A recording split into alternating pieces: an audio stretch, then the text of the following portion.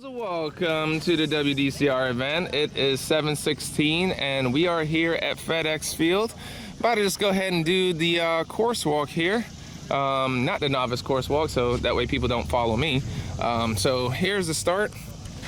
We got things going right here and the lights are going to trip up. So the first thing I'm going to look at as far as what is coming up straight ahead. So we have a nice little offset here going up the hill, and then we got a little left-hand sweeper.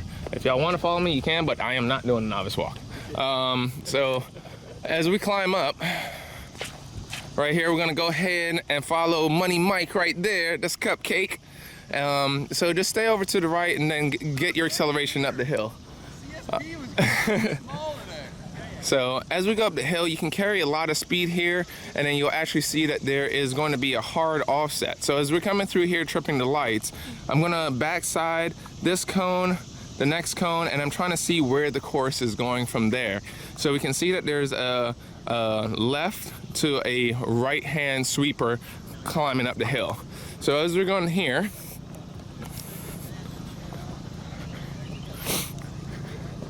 what I'm going to do is accelerate as much as I can, full throttle, backside this cone. And so what I'm trying to do is prepare for the offset. So if I backside that cone, I already know that this cone I'm going to backside with no problems and just keep the angle of the backside.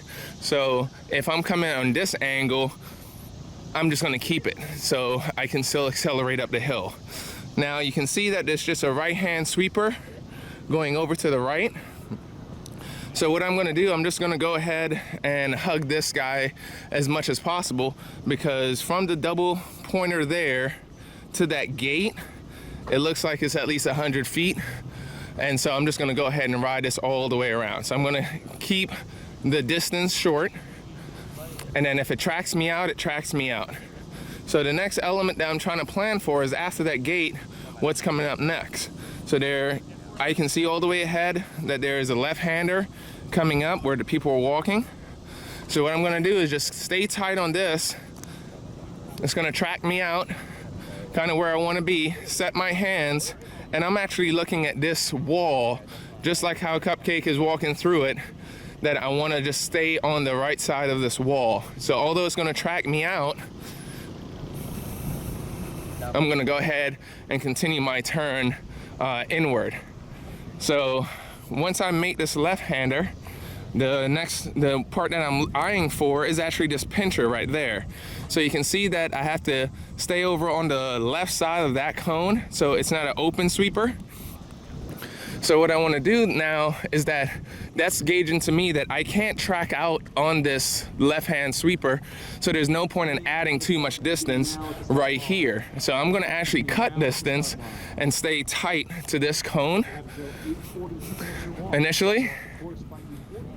And then if the car is set up right, I may change this from run to run, but right where Cupcake is, I will actually, if I can't get the car to pivot there, then the next run, I'll actually add a little bit of distance so that way I can soften up this angle. But if the car can pivot when I'm coming around this corner, then I'll actually try and keep the distance off. So from right here, if I find out staying tight, my angle from here to that set of cones is a little too tight depending on my speed, then what I'll do, I'll actually add some distance back here, so that way I can get on this angle here. So if I can, I'll track this, take a midline. You don't necessarily have to come all the way up to the wall, because the next element is actually just a right-hand sweeper.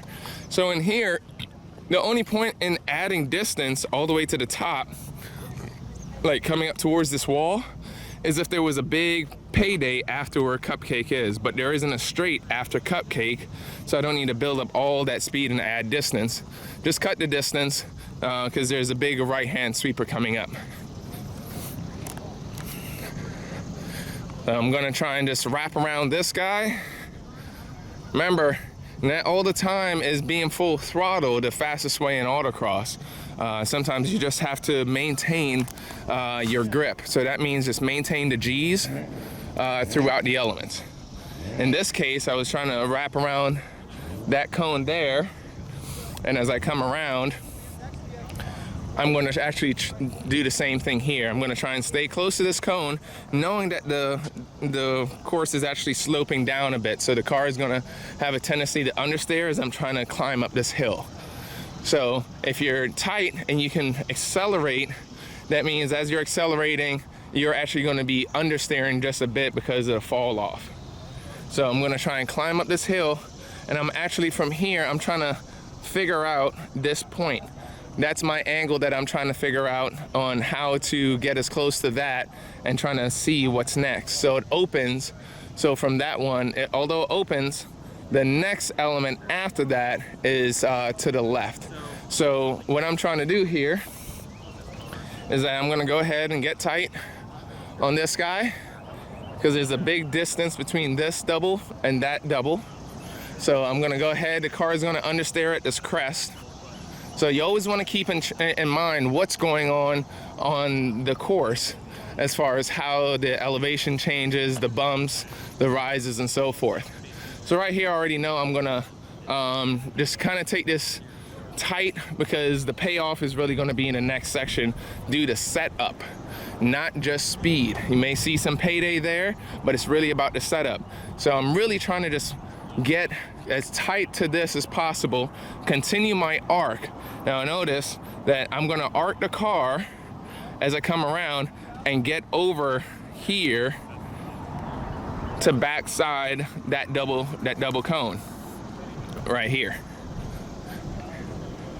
So if I don't, what'll happen is that if I add too much distance over here, you can already see the angle from where I am to that spot is already really tough, and I'm gonna have to decelerate a lot.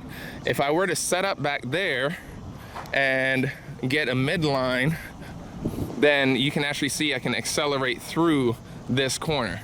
So that's where it's just about the setup. Don't get too greedy on a lot of this stuff.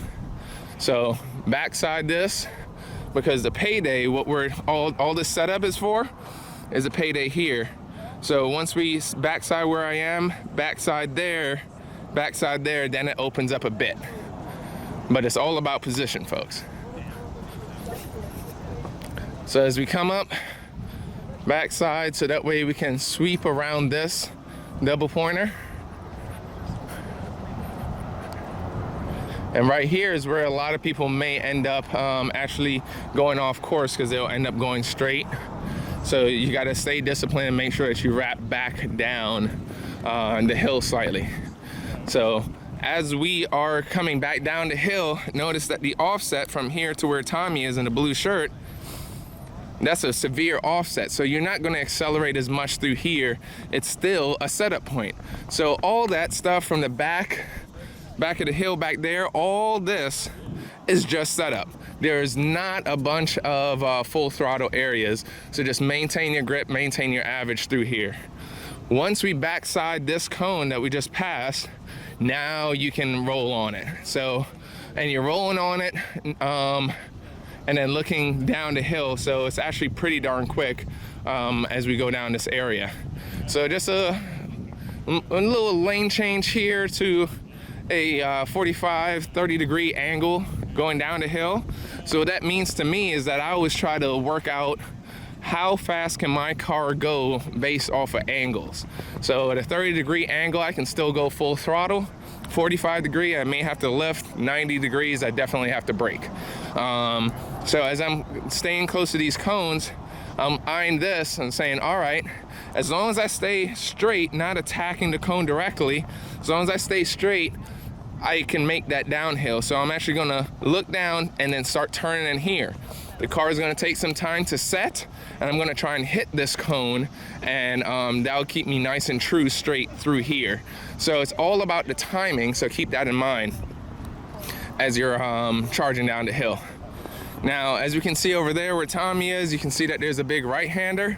They're adding some distance so that way they can soften up that right-hander a lot.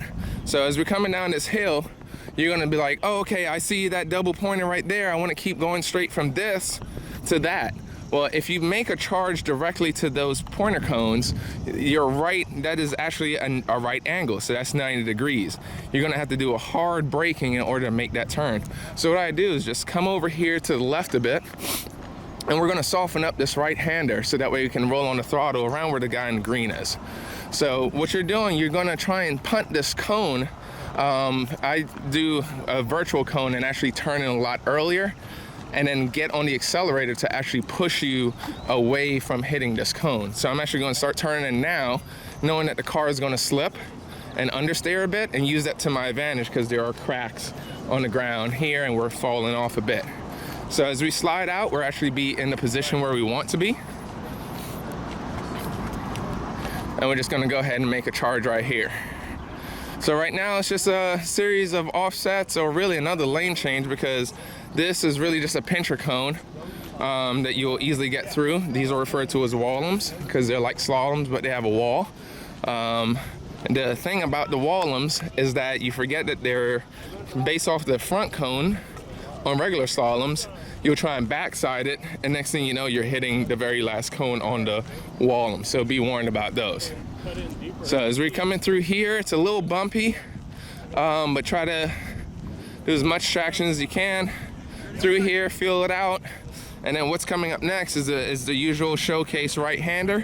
What I'm trying to eye out from this point is, does this pinch me coming up, or does it open? So right now we can see that it is pinching me at that spot. So there's no point in adding too much distance here. I'm just gonna go ahead and stay nice and tight to all this. And there's no point in adding a bunch of distance other than to soften things up. So from right here to that cone there, the distance is actually pretty far. But keep in mind that the lot is gonna fall off a bit. So I'm gonna take a midline and then let the car wash out like it naturally will, and then I'll end up a little bit wider. And then I'm gonna start trying to turn in on this cone, knowing that it's gonna make me understeer. Due to the light reflection, you can probably just see some of the little changes in the surface here. So we're falling down, so the car is gonna understeer. And there's some little bumps here and there that's also gonna play in your favor to make this all work. So as we're coming around, what I'm doing, there's a pincher right there that we're gonna end up at. But if I keep nice and tight, watch my throttle inputs, I'm gonna get a little bump here that's gonna push me off of this cone. And that little bump is gonna allow me to understeer just a bit, wrapping around to where I wanna be. So you're not gonna backside this cone, nor do you necessarily have to. You just have to make sure that the car is nice and settled by the time you get halfway through this element and that cone. So that way you can start rolling on the throttle and get good car control. So as we come through here, it's really just a 3-cone slalom into a turnaround. So I'm just gonna attack this like normal. And then what it is that I have a tight turn on the grass, and then we can see that it charges kind of like a little slalom going straight out. All right, so what we're gonna do is just come through here. Oh yeah, look at that butt shot, baby. That's what I'm talking about, flex it. So as we come through here, we don't wanna just charge the left-hander. We wanna set up for the left-hander by going over to the right a bit. So as we come over, we want to take at least a mid to wide line. And the reason being is that that cone right there is actually a pincher after we make the big left-hander. So as we come around here, we want to soften all this up as much as possible, but we don't want to add too much distance. Some people have a different philosophy. I'm taking the Pikachu lines, which is a tight line. So I'm going to come in here, I'm going to get tight on this, and then the car should be able to flick to make this left-hander here. What I mean by this flick is that on throttle rotation with the rear-wheel drive cars and with all-wheel drive cars, you'll kind of come in with a chuck with some trail braking, so that way you can load the front. So with carts, you just drift it. So So as you come down here, you can see that if you're tight, that this becomes a nice slalom, no problem. However, if you add too much distance, you can already see the different play on angles. If you drove this turnaround a little too aggressive and got out wide to this wall, you're already going to be screwed. So stay nice and disciplined making this turnaround, so that way you're in position. Biggest thing about this, folks, is position, position, position. The speed will come depending on position and average.